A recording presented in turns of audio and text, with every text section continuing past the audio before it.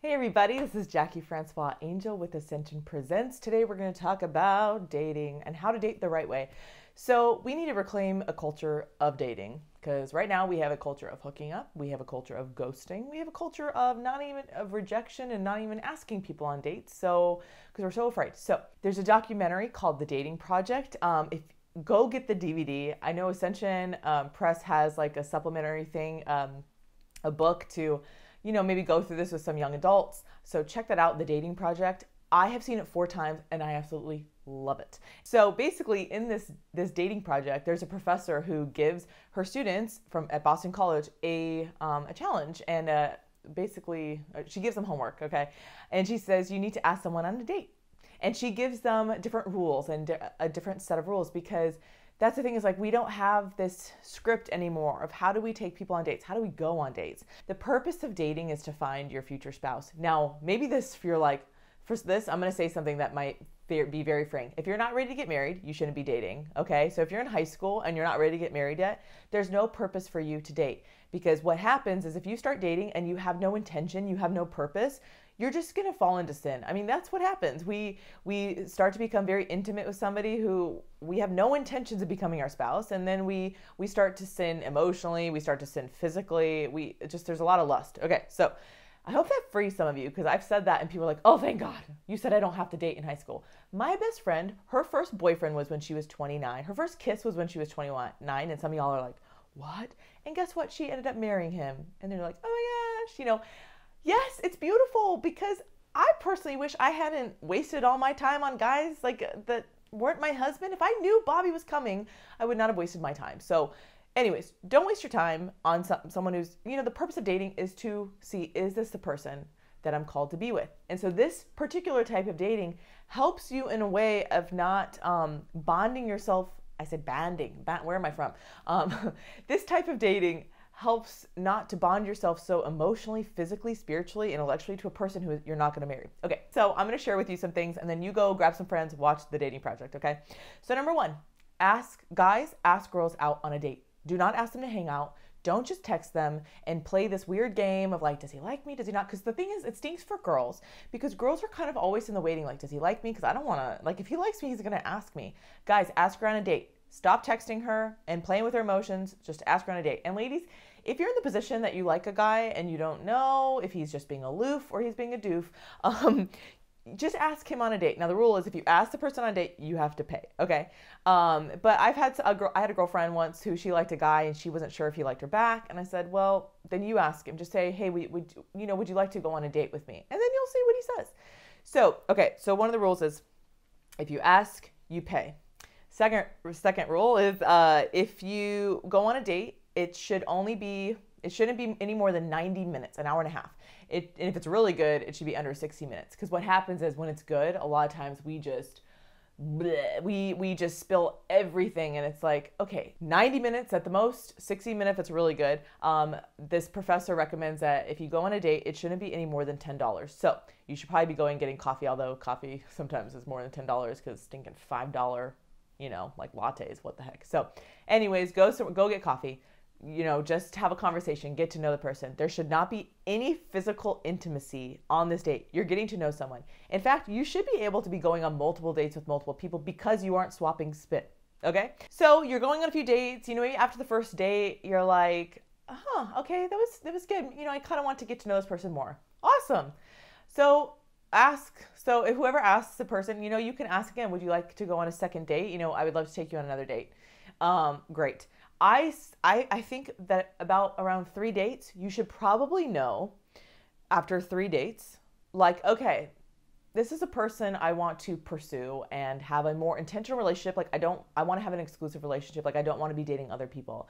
Like after a 3rd date, you should probably know, like, all right, I really think that this could be something, and I want to have an exclusive relationship, be boyfriend and girlfriend. And so at that point, you do a DTR, you just don't be shy, you guys. Life is short, okay? Don't be shy.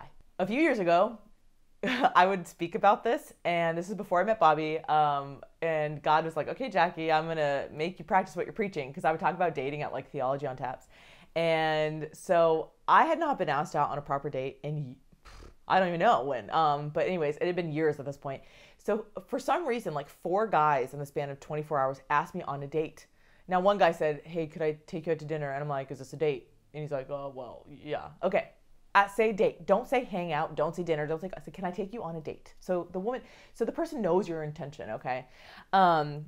So I would say, in general, guys ask girls on a date. Ladies say yes, unless you think you're going to be murdered. Okay. Like, unless you're like, have, fear for your life, say yes. If a guy has the cojones to ask you on a date, say yes. Just go. You'll have a good time. If anything, for me, I went on a date with this guy who was a complete gentleman. Awesome.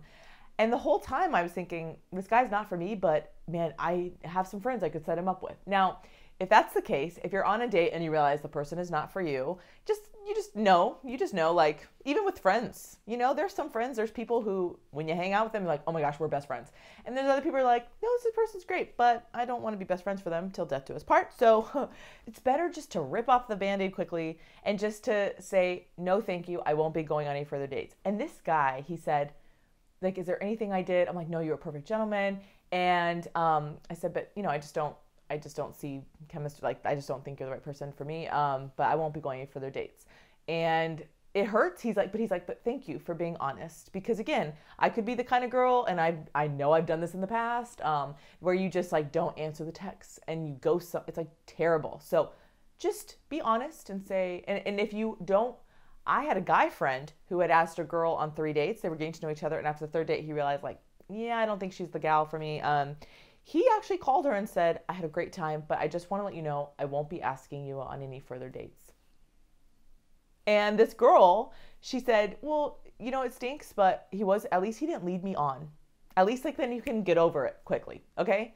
And you're not being dragged along. You guys respect people's time, respect your time. Okay. That's one of my biggest things. And like when it comes to dating is don't waste people's time and don't waste your time, because the more time you're wasting is from you actually finding your real vocation. So have some respect for your time and for their time.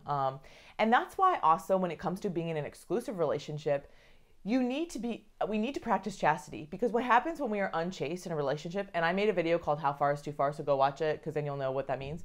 So when you are chaste in a relationship and you're not bonding yourselves the way that a husband and wife should be bonded, it's easier to discern, because what happens is when you are bonding yourself to your boyfriend and girlfriend in ways that you shouldn't be, it totally clouds your discernment about that person.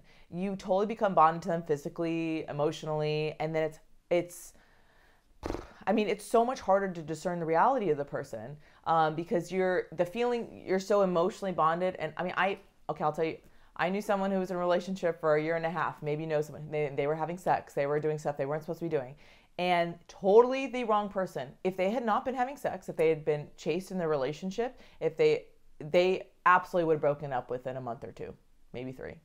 Because again, when you're having sex, it's like you're bonding yourself to this person and you're totally being blinded to the reality of the situation. So, because sometimes we might be in love with the idea of the person and not actually the person. But when you're bonding yourself to them physically, you continue to listen to the lie of being in love with the idea of the person. So anyways, if you are chasing a relationship, you probably within 3 to 6 months of being in an exclusive relationship should know that this is a person you are going to marry or not. Now, I will say when you're older, this is easier to discern. When you are in your earlier 20s, you might be in college, you might be dating someone for 4 years, it's a little different. But when you're in your late 20s and you're in your early 30s or even beyond, because I have a lot of friends who are in their late 30s, early 40s, to like, where is the dude, you know